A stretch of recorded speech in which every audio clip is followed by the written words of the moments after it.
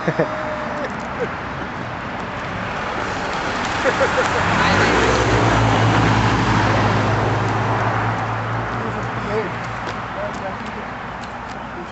से स्टार्ट करो और बस अंदर तक करते जाओ। और क्या नहीं?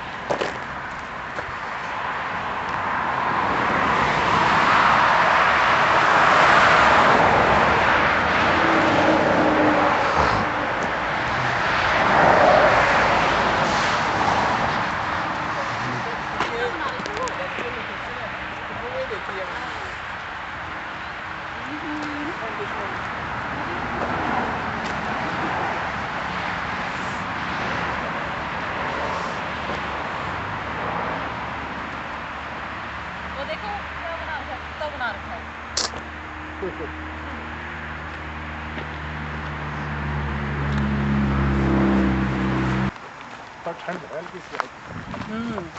ओपन एरिया ना ये इसकी। लाओ मेरे को देना। अभी ले लेना तुम।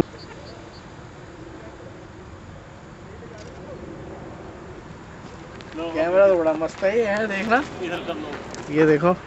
हाँ हम लेंगे। ऐसा नहीं लेना मुझे, जैसा भी मर्जी लो लेकिन।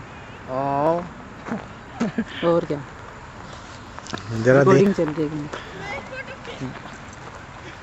चलो आओ, देखो इधर देखो। है ना क्या बैठे हैं।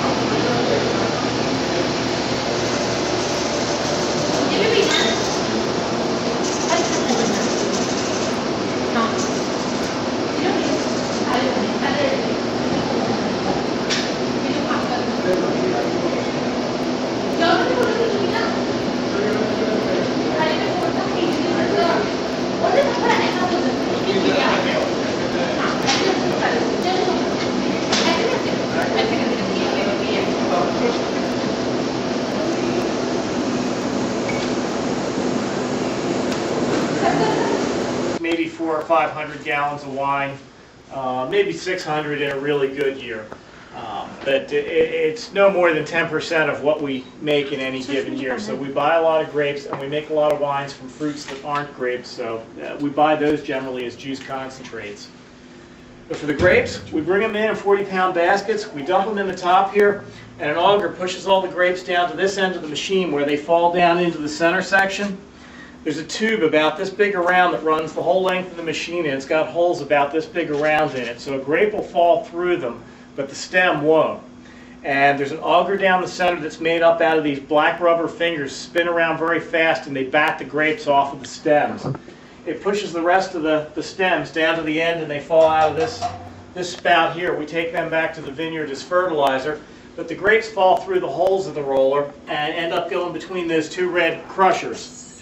And we can adjust them to either crush the grapes a lot and really get a lot of juice flowing if we're going to make a white wine, or if we're going to make a red wine, we want to be careful not to crush them hard enough to break the seeds. If you've ever eaten grapes with seeds in them and chewed up the seeds, you know they're bitter inside. We don't want that getting into the wine. Now for a white wine, we're going to call the racking valve, the clean out valve. After fermentation's over, there's going to be a